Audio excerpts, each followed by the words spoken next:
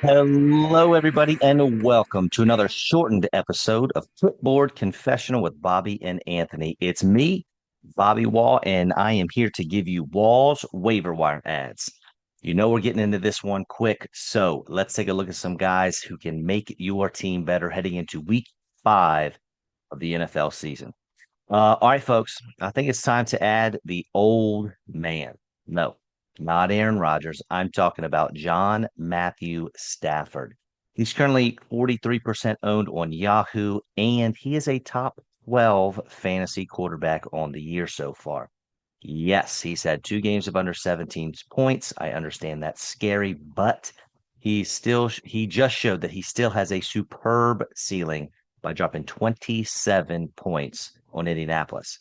Stafford's also had some tough matchups to start the year, but after this week's clash with division rival San Francisco, he's got Baltimore, Jacksonville, and New Orleans on the docket, all of which are juicy quarterback matchups. Jackson Dart, another guy you could think about. He is definitely sexier than Matthew Stafford. It's unfortunate, but the young fella just lost his big time wide receiver, Malik Neighbors, for the year.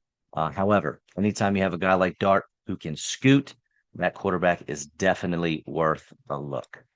For the running backs, I don't like doing what everyone else is doing, but I would be doing a huge disservice by not mentioning who is probably the number one ad of the week, and that is Houston Texans running back Woody Marks. He has seen his usage increase each week and looks to be the new 1A to Nick Chubb's 1B in that Houston Texans backfield. And on top of running well, he's also the better player in the pass game. My guy caught an absurd 261 balls in college, including having an 83 catch season. This guy caught more passes than Amika Ibuka did. These late round rookie running backs are really bucking the trend this year, so we'll see if Woody can keep it up. Also, keep an eye out for Bucky Irving's injury status. If he's hurt, Rashad White is available in 59% of leagues, while Sean Tucker is free in basically all of them. I'd probably lean White simply because I think he's better than Tucker.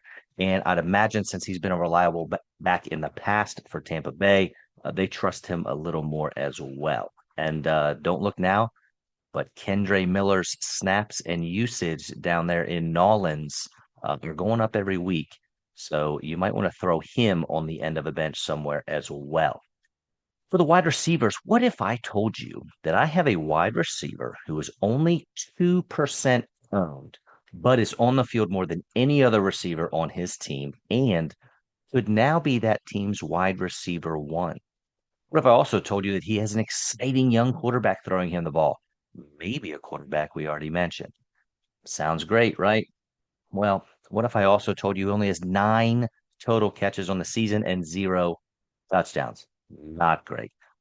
But if you have someone just eating up a bench spot, I would not mind rolling the dice on Darius Slayton of the New York Football Giants. Absolutely nothing will wow you about him, but Jackson Dart could end up being the man. We mentioned Neighbors is out for the year. So Darius Slayton could fill in a very large role in this pass game. I'd also look at Wan'Dale Robinson again. He's available about 50% of leagues, but Slayton should definitely run the more valuable routes. Malik Washington in Miami should see an uptick in playing time with Tyreek Hill out. He's also getting a couple rushes a game. And he's their returner who already has one punt return for a touchdown. So maybe you can cross your fingers and hope for another one. And then lastly, as a nice little added bonus, I've mentioned Brandon Ayuk before, but he's still under 50% owned. Everybody in San Francisco is hurting. Now my guy, Ricky Pearsall's banged up as well. Brandon Ayuk needs to be filling up more IR spots, so it might as well be yours. And now lastly, for the tight end position, Darren Waller had quite the return to football. He is certainly the new hotness at the position that people are just dying to have an upgrade for.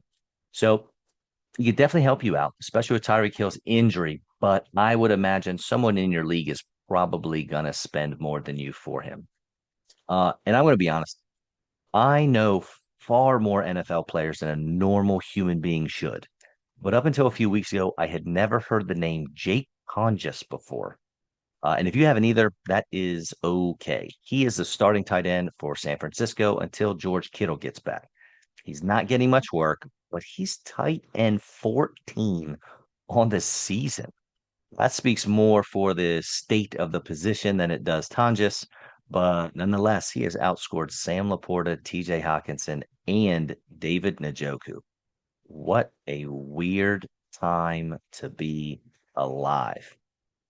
All right, folks, that's it. Thank you so much for listening. Hopefully, you enjoyed the show. Make sure you check out our regularly scheduled program later this week. And please like, subscribe, heart, whatever you got to do to help us out.